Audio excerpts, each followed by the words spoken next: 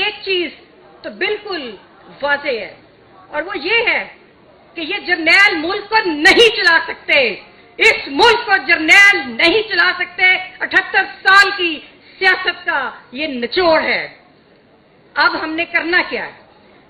آج تک ہم یہ سنتے رہے، ہر دن بات ہوتی ہے کہ فاطمہ جناح سے لے کر بھٹو، ولی خان، آج عمران خان، ہر سیاستدان غدار ہے۔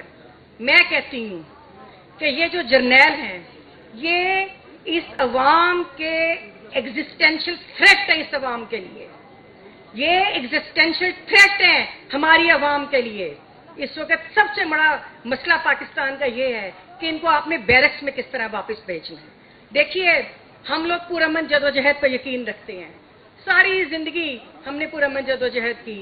آج ہماری بہن آپ کے لیے کام کر رہی ہے، انسانی حقوق کے لیے۔ مجھے وہ دن بھی یاد ہیں جب 2000 میں ایک انجمن مظاہرین اکاڑا کی تحریک چلی تھی کہ جس میں بے گھر جو اکاڑا مظاہرین تھے اس کے اوپر فوجیوں نے ان کے ساتھ ایک لڑائی ڈالی، براہ راست وہ جدوجہد تھی، ان کے اوپر قتل کے مقدمے بنے۔ ہم ان ساتھیوں کے ساتھ کرتے رہے، ہم ان کے ساتھ لڑتے رہے۔ یہاں پہ صرف ایک پولیٹیکل ڈیوائڈ پیدا کی جاتی ہے پاکستان کے اندر، جو بلوچستان کے اندر ہو رہا ہے۔ کون سا ایجنڈا ہے؟ کس کا ایجنڈا ہے کہ 75 سال میں ہم علیحدہ تو ہوئے لیکن آزادی کی جدوجہد ہم آج بھی کر رہے ہیں۔ ابھی ہم آزاد نہیں ہوئے، ابھی آزادی کی جدوجہد ہم نے کرنی ہے اور وہ ہم کر رہے ہیں۔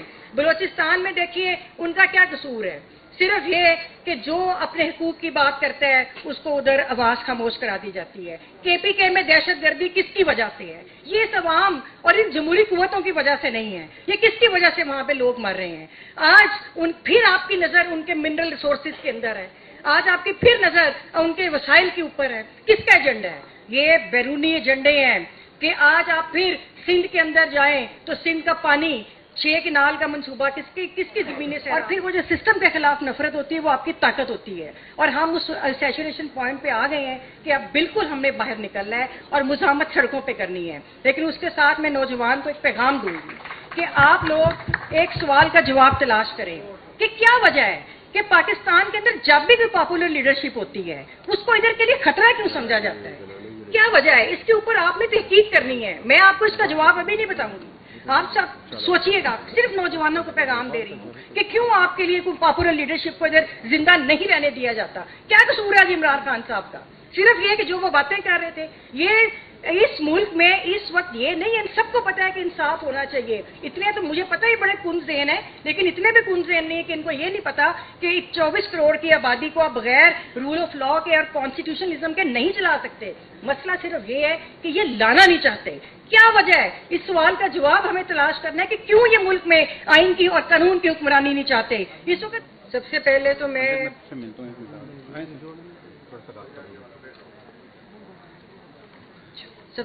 میں محمود خان اچکزئی صاحب، اسد کیسر صاحب اور باقی جو تمام اکابرین ہیں جنہوں نے اس کا اہتمام کیا آج اس ڈائیلاگ کا بھی، کہ پورے پاکستان سے انہوں نے جمہوری آوازوں کو اکٹھا کیا، ان لوگوں کو اکٹھا کیا کہ جو اس جبر کے نظام کے خلاف ڈٹ کے کھڑے ہیں۔ ان میں ہمارے انسانی حقوق کے لیے کام کرنے والے ساتھی، اس میں ہمارے میڈیا کے ساتھی، پولیٹیکل ساتھی، تو میں ان کو خراج تحسین پیش کرتی ہوں۔ اور جس میں مصطفیٰ نواز کھوکھر صاحب بھی ایک بڑا نام ہے، جنہوں نے جو وہ بھی جدوجہد کر رہے ہیں۔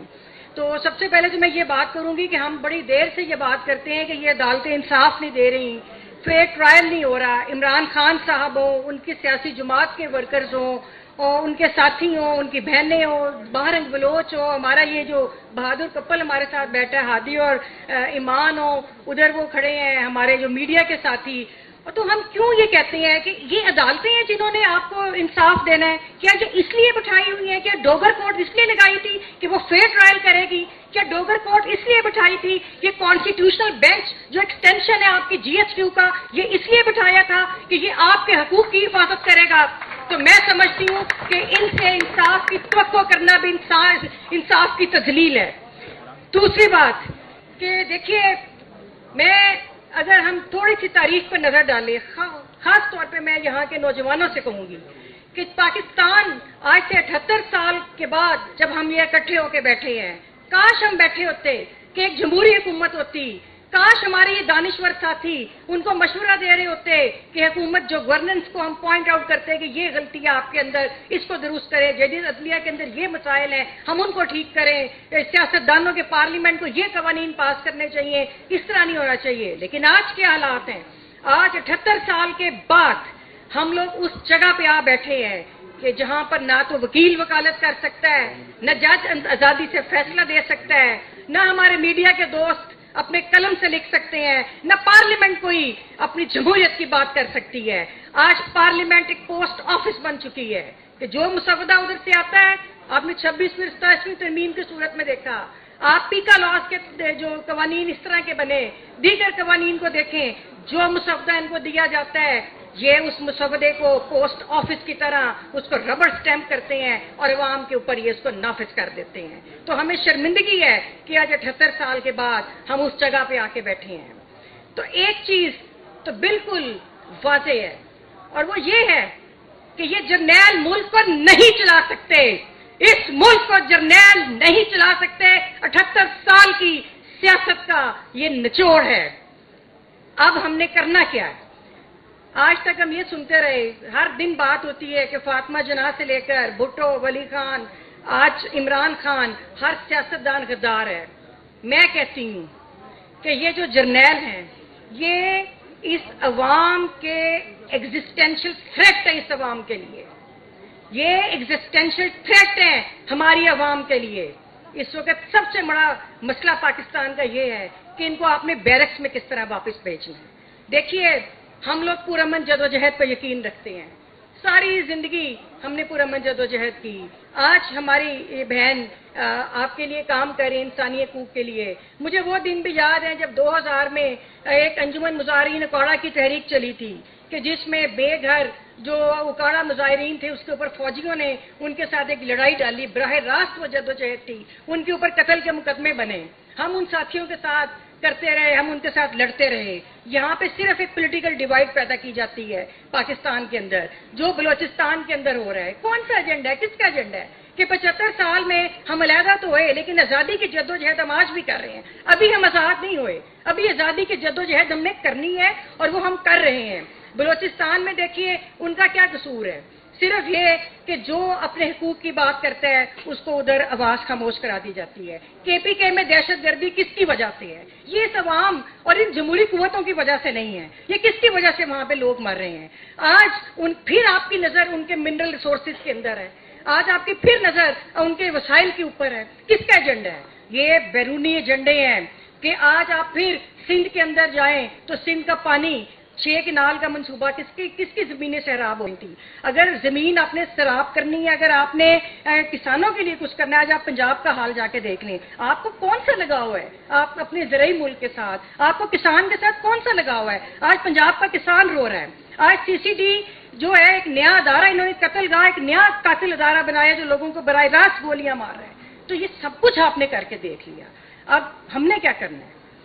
अब मसला ये है कि देखिए, हम फिर वही बात करेंगे, हम जमहूरी लोग हैं कि हमने जमहूरी जदोजहद करनी है। यहाँ पर अवाम के अंदर मायूसी फैलाई जाती है। हमारे नौजवान को कहा जाता है, जब हम बाहर निकलते हैं लाहौर बार के जो कराची बार को और उसके बाद लाहौर बार को भी मैं समझती हूँ कि उन्होंने बड़ी दिलेरी के साथ हर जुमेरात को जुलूस निकाल रहे हैं। वहाँ के सदर मुबशर रहमान साहब ने भी आना था, बल्कि उनका पैगाम है अगर वो ना पहुँच सके।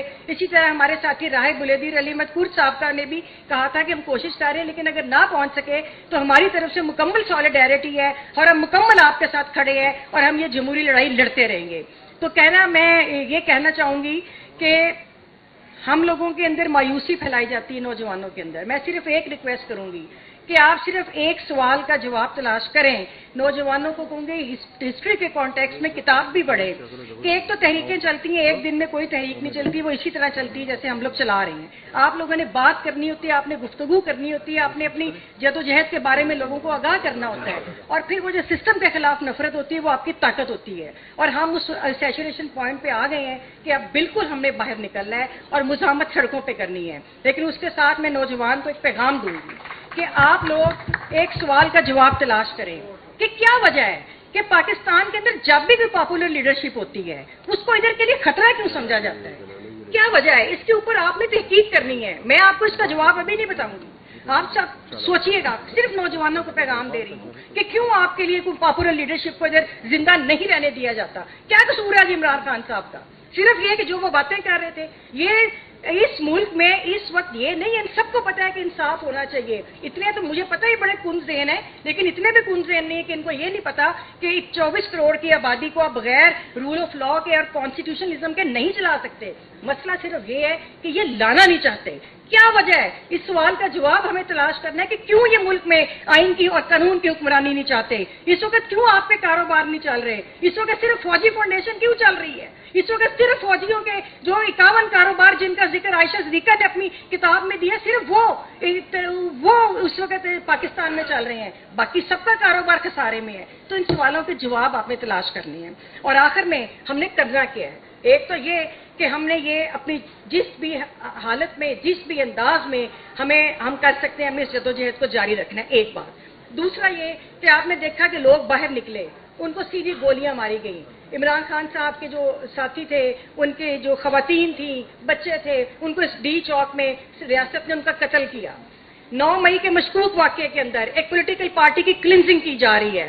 تو اب ہم نے یہ کرنا ہے کہ اگر ہم ابھی فی الحال اسٹریٹجی کے طور پہ میں ایک تجویز دوں گی کہ ایک اعلان کریں کسی تاریخ پہ کہ سارا پاکستان جو ہے وہ گھر بیٹھے, ہم احتجاج کے طور پہ سڑکوں, ہم بالکل کوئی بندہ باہر نہ نکلے اور احتجاج کے طور پہ سڑکیں خالی کر دیں. اس کے بعد ایک اگلا مرحلہ ہے کہ جب پھر ہم اپنے پروٹیسٹ کے لیے وکلا بھی کال دیں, آپ لوگ بھی کال دیں, پورے پاکستان کے اندر ہم ایک پرامن مارچ کے ذریعے کانسٹیٹیوشن پکڑ کے ہم یہ کہیں کہ ہم ملک کے اندر کانسٹیٹیوشن چاہتے ہیں, آپ اپنی بیرکس کے اندر واپس چلے جائیں. اور یہ اس طرح کے احتجاج ہوتے رہے ہیں.